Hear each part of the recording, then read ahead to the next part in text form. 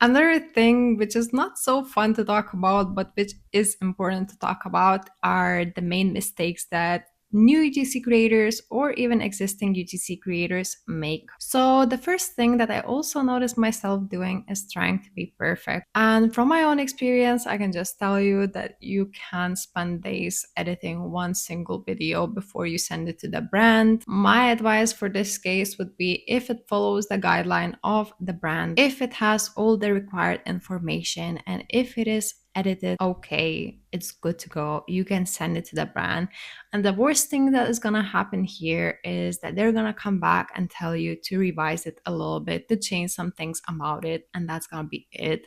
Because the thing is, if you spend, let's say, 5 days editing and filming one single video, and then you send it to the brand thinking it's ideal and perfect, and then the brand comes back to you saying that, oh, we don't think it's perfect, we think you need to revise this and that, you're gonna be super disappointed that you wasted so much of your time and that you still need to work on it further. So I would just recommend trying your best, of course, but keeping in mind that you can't be perfect and you can't always know what the brand actually wants. Another mistake that I also done in the past is ignoring the brand's brief. Maybe not completely ignoring it, but maybe not following it exactly how it is. So thinking that I know maybe a little bit better than the brand actually does. In my case, a brand sent me a brief, I read through it, and I was thinking that perhaps they wanted a voiceover. So I've done a voiceover. And of course, when I sent it to the brand, they were very confused why I did that voiceover if that wasn't in the brief. So I think just to avoid these situations, make sure that you communicate with the brand beforehand if you're not sure what is expected, if the brief isn't completely clear, just to avoid these kind of situations and avoid redoing your job 2 times. Because usually if the brand sends you a brief, if the brand sends you a script, they want you to follow it. They don't want you to experiment.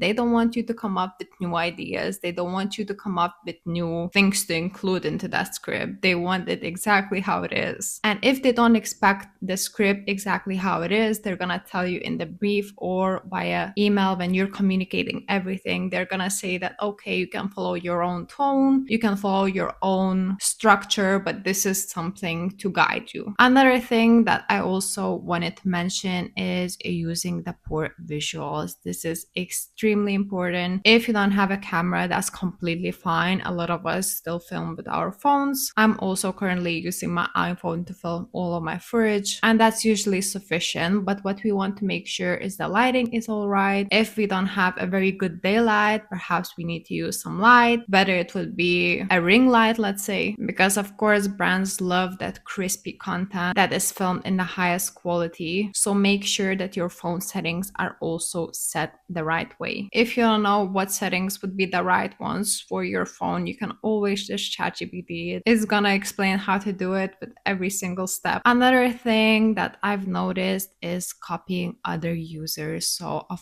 course, it is very easy to fall into it and try to redo a trend, but we always want to stay authentic. We always, even with trends, we want to kind of show our personality, show our way of editing, or add something that would show, once again, our authenticity as well. Because I feel like the content that is authentic, the content that is real, the who you are, the content that isn't completely copy and paste does the best. Then other things are communication once again, but I mentioned it in the skills lesson that it's extremely important to have it, to clarify everything before we start.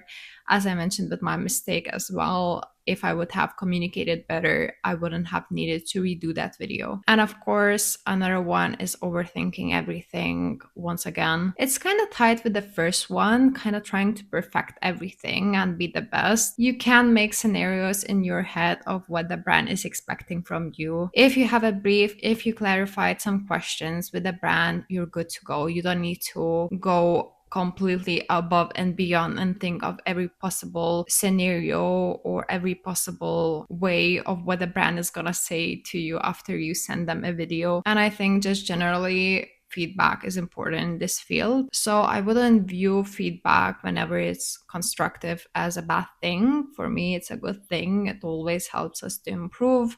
Sometimes it's very difficult to see how the things are from other people's perspective, but it's also very healthy because sometimes we don't even see it as a problem. Let's say maybe the video is a little bit too slow, you're talking a little bit too slow. Maybe for you it seems okay, but for other person it may not seem okay, and the brand may want you to revise that. And of course, take this feedback with a pinch of salt. Sometimes brands expect different things, of course, but generally the feedback that you receive can be super useful and can help you to improve in the long run.